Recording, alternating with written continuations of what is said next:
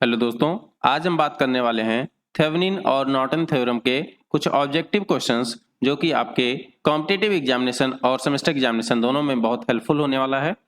तो आइए शुरू करते हैं। पहला क्वेश्चन है, Thevenin's equivalent circuit consist of a. तो बच्चों हमें पता है कि थेवेनिन इक्विवेलेंट सर्किट क्या होती है। देखिए, एक हमारे पास सोर्स होता है जिसको हम लोग लिखते हैं VTH, और एक उसके सीरीज में लगा होता है ZTH, है ना, या RTH भी होता है। अगर AC की बात करेंगे तो ZTH, और DC सर्किट में RTH लगा होता है, जिसको थेवेनिन रेजिस्टेंस या थेवेनिन इम्पीडेंस कहते हैं। ये है आपका इक्विवेलेंट सर्किट थेवेनिन का। ठीक है, यहाँ पे क्या कनेक्ट करते हैं हम लोग? लोड को कनेक्ट करते हैं, ZL कह लीजिए या RL। ठीक, तो ऑप्शंस हैं voltage source in series with A register, current source in parallel with the register, voltage source in parallel with the register, current source in series with the register. तो देखिए, current source वाला तो आप ऐसे ही cut कर देंगे क्योंकि Thevenin में क्या होता है, वोल्टेज सोर्स होता है। और यहाँ पे ध्यान दीजिएगा कि सीरीज में है या पैरेलल में, तो ये VTH और ZTH आपस में सीरीज में है, तो इसका आंसर हो जाएगा ए। ठीक है, अगला क्वेश्चन है, Norton's equivalent circuit consist of. अब देखिए, थेवेनिन की जगह इस बार नॉर्टन पूछा है, तो नॉर्टन में क्या होता है? नॉर्टन में हमारे पास होता है करंट सोर्स होता है, और उस करंट सोर्स के पैरेलल में लगा होता है ZN कहते हैं जिसे।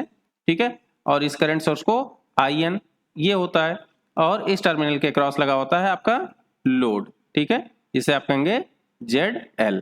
तो ऑप्शंस हैं voltage source in series with A register. तो नॉर्टन है तो इसमें करंट होगा, तो वोल्टेज वाला आपका ऐसे कट हो जाएगा।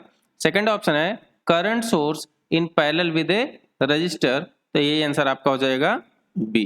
ठीक है, अगला क्वेश्चन है, Thevenin's voltage is equal to short circuit voltage, open circuit current, open circuit voltage, short circuit current. अब देखिए, यहाँ पे वोल्टेज की बात किया है ना, कि वोल्टेज किसके इक्वल होगा? तो करंट के इक्वल तो कभी होगा ही नहीं वो, है ना। और कौन से वोल्टेज के इक्वल होता है? शॉर्ट सर्किट वोल्टेज या ओपन सर्किट वोल्टेज। तो बच्चों हमें पता है कि सर्किट में जहां पे भी हमें थेवेनिन्स वोल्टेज पता करना होता है, उस टर्मिनल्स को हम लोग ओपन कर देते हैं और वहां से वहां का वोल्टेज मेजर करते हैं। ठीक है, शॉर्ट सर्किट वोल्टेज हमेशा कितना आएगा? 2 पॉइंट हैं, दोनों को शॉर्ट कर दीजिए और यहाँ का वोल्टेज मेजर करेंगे तो हमेशा कितना आएगा? 0 आएगा। तो शॉर्ट सर्किट का भी वोल्टेज हम लोग मेजर ही नहीं करेंगे, है ना। तो इसका आंसर हो जाएगा ओपन सर्किट वोल्टेज। ठीक है, शॉर्ट सर्किट वोल्टेज का मतलब तो 0 वोल्टेज होता है। ठीक है, अगला क्वेश्चन है, Norton current is equal to. इस बार करंट के बारे में बात की है, तो देखिए वोल्टेज वाला ऑप्शन कट कर देंगे। शॉर्ट सर्किट वोल्टेज वोल्टेज के इक्वल नहीं होगा, ओपन सर्किट वोल्टेज के इक्वल नहीं होगा। अब करंट किसके इक्वल होगा? किसी करंट के। अब ओपन सर्किट करंट या शॉर्ट सर्किट करंट। अब देखिए, ओपन सर्किट करंट का मतलब है कि टर्मिनल्स आपके दोनों ओपन है कहीं पे, और यहाँ ओपन टर्मिनल के बीच में जो करंट होगी वो कितनी हो जाएगी? I = 0। जैसे ही शॉर्ट सर्किट के बीच में वोल्टेज 0 होता है, वैसे ही ओपन टर्मिनल में करंट 0 हो जाएगी। तो इसका मतलब इसका आंसर होता है शॉर्ट सर्किट करंट। करंट हम लोग नॉर्टन में कैसे निकालते हैं? जिस टर्मिनल के क्रॉस हमें नॉर्टन इक्विवेलेंट निकालना होता है, हम क्या करते हैं? उन दोनों टर्मिनल को शॉर्ट कर देते हैं। ठीक है, और वहां से करंट निकालते हैं, उसी को कहते हैं शॉर्ट सर्किट करंट, जिसको किससे लेटर से रिप्रेजेंट करते हैं? IN से। ऐसे ही ओपन सर्किट वोल्टेज को किससे रिप्रेजेंट करते हैं? VTH से। ठीक है, वही थेवेनिन्स वोल्टेज कह लीजिए या open circuit voltage. Next question है, one can find the Thevenin's resistance simply by removing all the voltage current source and calculating equivalent resistance. Options हैं ट्रू या फॉल्स, कैन बी ट्रू और false, can not say. तो बच्चों देखिए, कह रहा है कि थेवेनिन्स इक्विवेलेंट रेजिस्टेंस निकालते समय वोल्टेज सोर्स और करंट सोर्स को रिमूव कर देते हैं। नहीं, बिल्कुल नहीं, ऐसा नहीं करते हम लोग क्या करते हैं? सोर्सेज को डीएक्टिवेट करते हैं। क्या करते हैं? डीएक्टिवेट। अब डीएक्टिवेट का क्या मतलब है? देखिए, अगर वो वोल्टेज सोर्स है तो आप सब लोग पढ़ते होंगे कि उसको शॉर्ट सर्किट कर देते हैं। शॉर्ट सर्किट करते हैं, या तो फिर कहते हैं कि उसके इंटरनल इंपीडेंस से रिप्लेस कर दिया जाए। ठीक है, अगर उसका कुछ इंटरनल इंपीडेंस या इंटरनल रेजिस्टेंस है तो उससे रिप्लेस कर देंगे, और अगर नहीं आइडियल केस है तो उसको शॉर्ट कर देते हैं। ऐसे ही करंट सोर्स है तो उसको क्या करते हैं? ओपन सर्किट से रिप्लेस करेंगे या उसके इंटरनल इंपीडेंस से रिप्लेस करेंगे।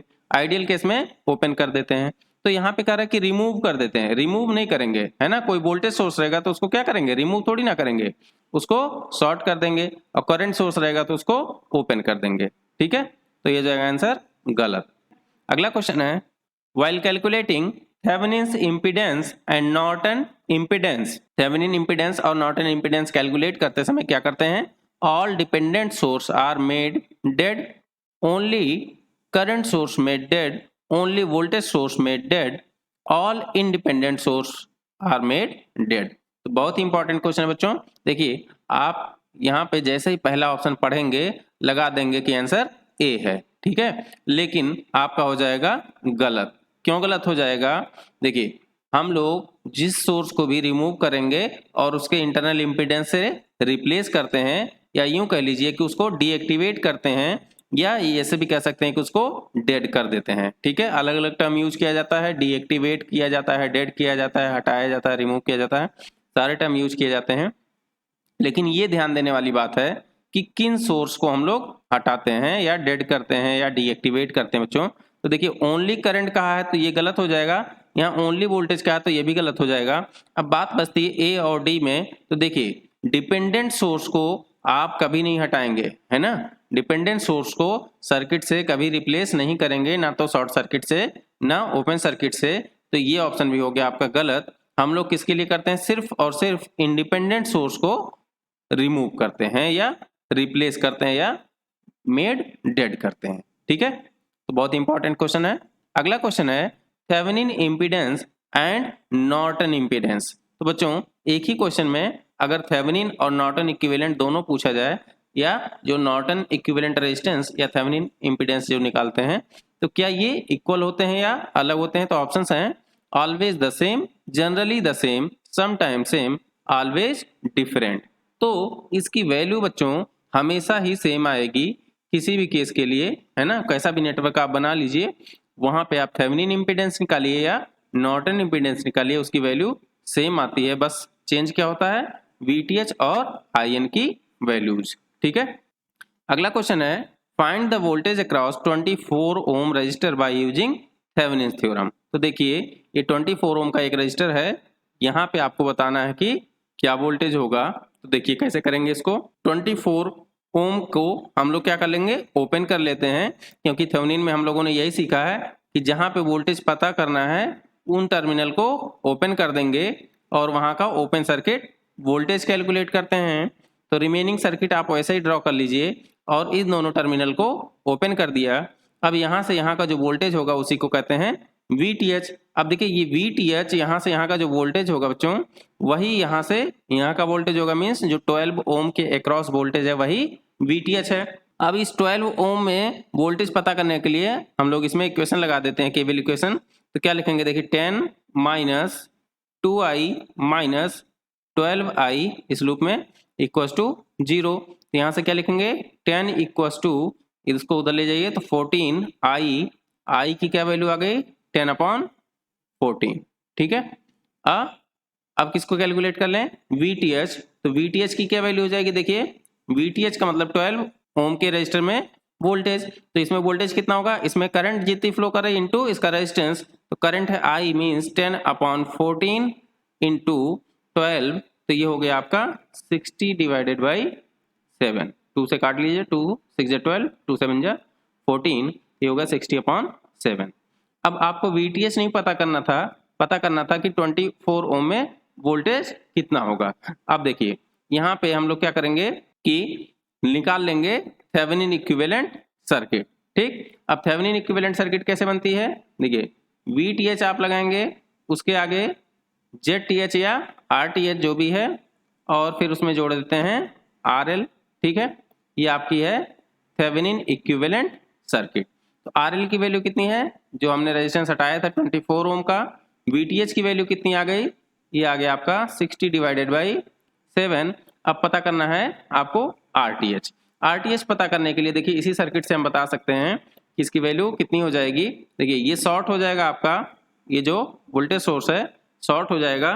तो शॉर्ट होने के बाद देखिए 2 और 12 ओम का बचेगा, जो कि दोनों पैरेलल में है, ठीक है। 2 और 12 ओम के 2 रजिस्टर बचेंगे और इन दोनों टर्मिनल पे जो रेजिस्टेंस आएगा वही RTH हो जाएगा, इसकी वैल्यू हो जाएगी 2 × 12 डिवाइडेड बाई 2 + 12, इसकी वैल्यू कितनी हो जाएगी 12/7, ठीक है। 24/14 आएगा, काट दीजिए, 12/7 यहाँ पे रख दीजिए 12/7। अब बच्चों बताना है कि इस लोड के क्रॉस वोल्टेज कितना होगा, यहाँ पे VTH पता है, तो आपको अगर वोल्टेज डिवीजन रूल पता है तो वहाँ से बता सकते हैं कि VTH आपको पता है, तो आपको बताना क्या है, VL बताना है, लोड के क्रॉस वोल्टेज। VL मीन्स इसमें जो वोल्टेज है, ठीक है।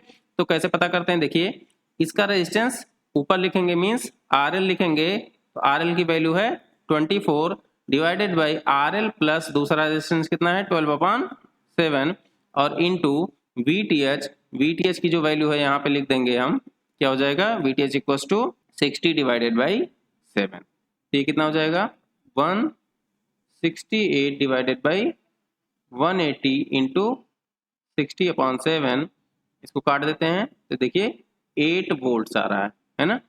तो ये आपका आ गया लोड वोल्टेज 8 वोल्ट्स, ऑप्शन देखिए बी हो जाएगा इसका, ठीक। तो इसके क्रॉस वोल्टेज कितना आ गया 8 वोल्ट्स।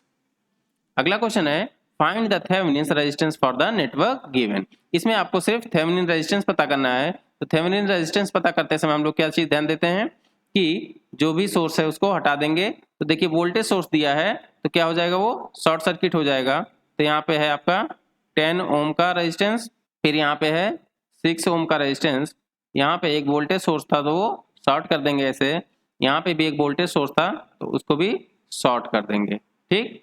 और यहाँ पे आपको निकालना है XY टर्मिनल है, यहाँ देखिए यहाँ पे है 3 ओम का एक रजिस्टर। तो इक्विवेलेंट रेजिस्टेंस कितना हो जाएगा, 10 और 6 किस में है, पैरेलल में है, और उसके बाद 3 जो आएगा वो उसके सीरीज में हो जाएगा। तो रेजिस्टेंस कितना हो जाएगा बच्चों, RTH equals to 10 parallel with 6 means 10 × 6 divided by 10 + 6। अब इन दोनों का जो कॉम्बिनेशन आएगा वो 3 के साथ कैसा हो जाएगा, सीरीज में, तो लिख देंगे +3, ये हो जाएगा 60 डिवाइडेड बाई 16 + 3, ये हो गया आपका 108 डिवाइडेड बाई 16, डेसिमल में कर लेते हैं तो 16 6 जा 0.75 ओम आ गया, ठीक। तो 6.75 आंसर हो जाएगा डी। तो बच्चों कमेंट सेक्शन में जरूर बताएं कि आपको ये वीडियो कैसी लगी। चैनल को लाइक और सब्सक्राइब नहीं किया है तो अभी कर दें। मिलते हैं अगली वीडियो में कुछ और क्वेश्चन के साथ। Thank you so much.